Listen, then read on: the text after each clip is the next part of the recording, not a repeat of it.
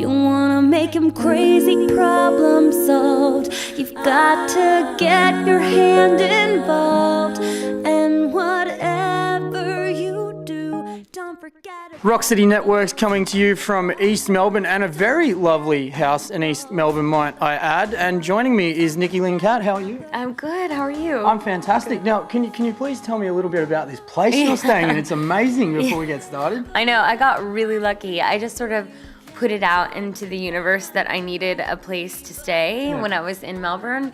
And I just asked everyone, and a friend's mom was gonna be in Bali during the time I was gonna be here, and I'm staying here in exchange for walking their dogs in the morning. Really? Yeah. Is it a tough gig walking the dog? Well, you've got the park right beside you in the MCG here. Yeah, so. there's a huge park, but it's kind of weird because I'm not a big fan of animals. Right. And so I don't think the dogs like me, and I don't like them either. But we got through it. I think it was a bad week for them. Yeah. They're sweet dogs, but the animal lovers out there are going to start hating me now. Well, you've got like 3 levels in this house, possibly 4. Does that go up? Yeah, there's 4. There's yeah. like a rooftop, so the dogs have their own 2 levels, and you've got yours. Yeah, exactly. It's not like you're living in the same house together. Yeah, that made me sound bad. I appreciate dogs, and I appreciate people who appreciate dogs, but we don't get along so well. They're just not your thing. Yeah, no.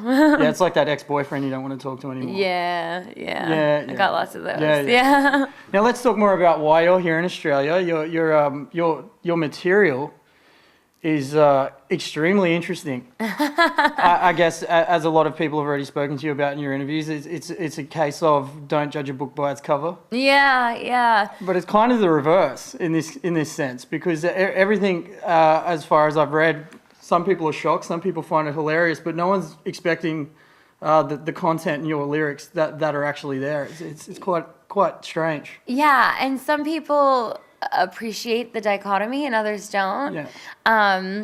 But yeah, I'm here because comedy music does so much better in Australia than it does in the States. There's not really a market where comedy music would make it on the radio. Mm-hmm. And I came to Australia because, I was just simply making more money playing shows here, and there was more opportunity for me to eventually maybe write something that would be played on the radio. Yeah. And so that's why I came, but audiences react to me very differently. I did 8 shows in 6 days while I was here in Melbourne, and I would say 7 of them got what I was doing and laughed, and it was great. One of them just kind of sat there like, So that was unfortunate. But what do you think the difference is between us in Australia and back home in the US? Why do you think we take what you do differently? Well, I think it would be a really big responsibility to analyze why the Australian culture is more receptive to comedy music than the American culture.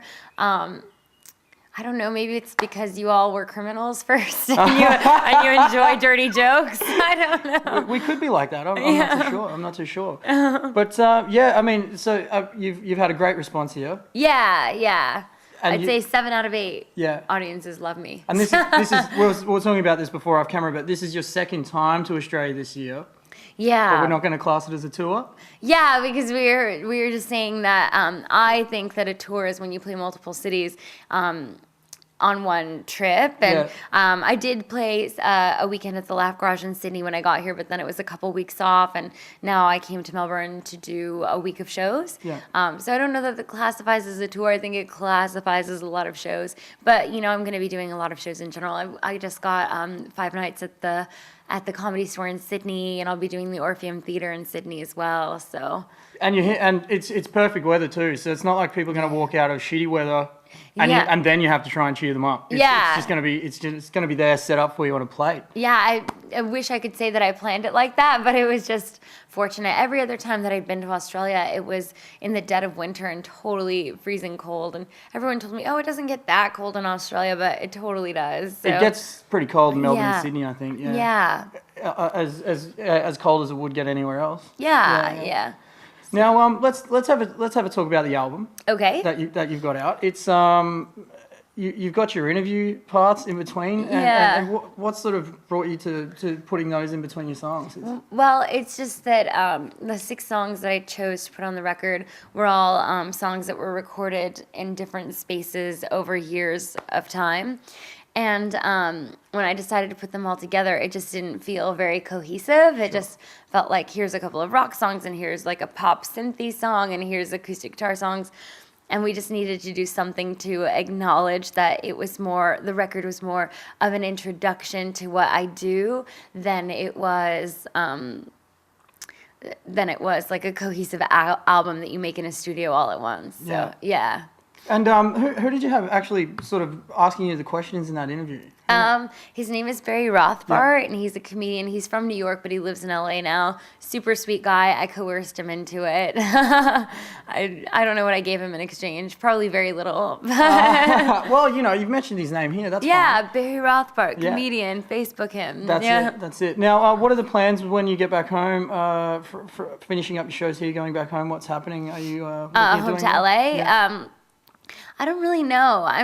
One thing that I'm trying to do right now is not make any like long-term plans. Sure. I'm just sort of enjoying things as they come up, and I've got my work and holiday visa, so I can be here until May of next year, but I'm open to loving it so much that I want to extend, and I'm open to really wanting to go home, and just we'll see. Maybe I'll end up in another country. I don't know. Just see where the opportunities open up and take you. I guess. Yeah, exactly. I'll just go wherever they want me to play shows. So. Well, that's that's a good attitude to have. At least you're not sort of shooting yourself in the foot by picking a spot and not being able to make it, I guess. Yeah, exactly. But what's interesting is that there's my conflict right now is that I think I enjoy Melbourne more than I enjoy Sydney, but I'm making more money playing shows in Sydney than I am in Melbourne. Yeah. And a lot of the comedians that I've talked to have said that it is tougher to get paid gigs in Melbourne than it is in Sydney. But in Sydney, it's more of like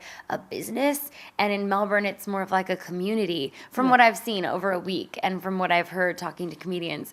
So it's tough because I think I'd prefer to live in Melbourne, but I think that the decision that's smarter for me financially is Sydney. No, and that's kind of interesting because you've got the comedy crossover into music, and I find from my experience that Sydney is harder to get paid gigs as a musician, non-comedy musician, and it's easier in Melbourne. So that's kind of, it's weird how that sort of, it's different.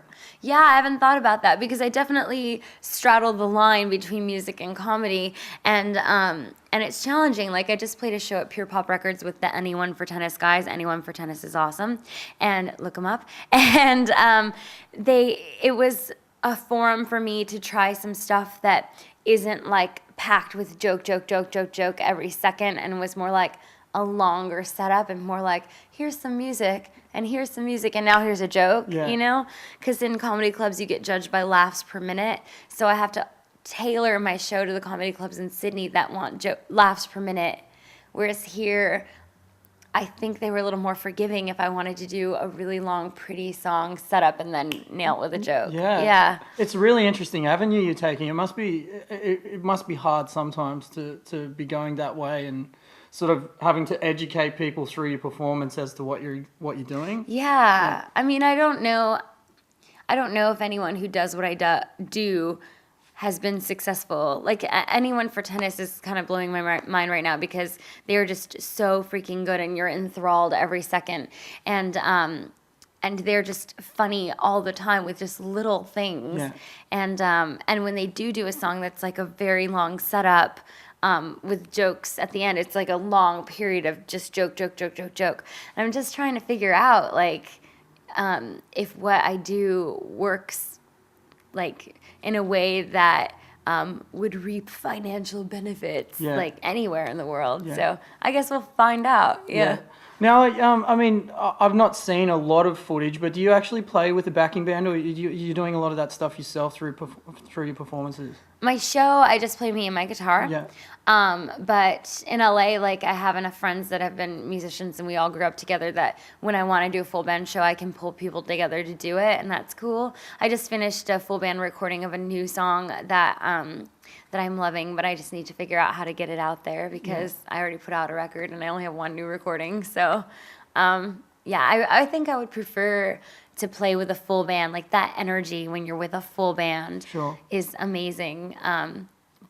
But fortunately, I can carry it by myself if I need to. Well, I do need to. So Yeah, definitely.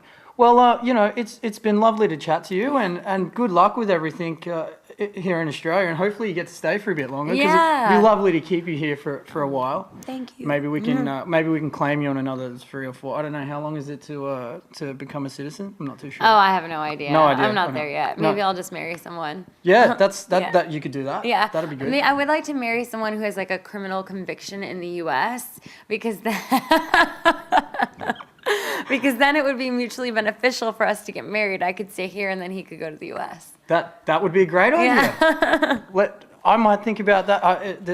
If you know any friends over there that I can marry, criminal conviction. Yeah, totally. Yeah, any ladies, that'd be fantastic. Okay, we'll cool. sort that out. Sweet. Nikki, lovely to chat to you, and like I said, good luck with everything over here, and please stay in touch. We'd love to make sure that you're well looked after here in Australia, and let us know when the new track's out. We'd love to come and have a chat to you about it. I'm sure we can come up to Sydney or Melbourne or wherever you are to find you. Yay! Excellent. Okay. Now, if you'd like any more information, you can go to NikkiLynnKatt.com, or you can go to myspace.com/Nikki Lynn, I think it is. Or Nikki Katt. Nikki Katt. I'll put it up there so but I hardly ever better. check my MySpace, do my Facebook. Yeah. Do your Facebook? Yeah. And there's Facebook up there as well. We'll put that up there too so everyone knows where to go. Well, have a lovely rest of the afternoon in Melbourne. I know you're heading up to Sydney today. Yes. And we'll chat to you very soon. Okay, great. Nikki Lynn Katt, it's Rock City Networks.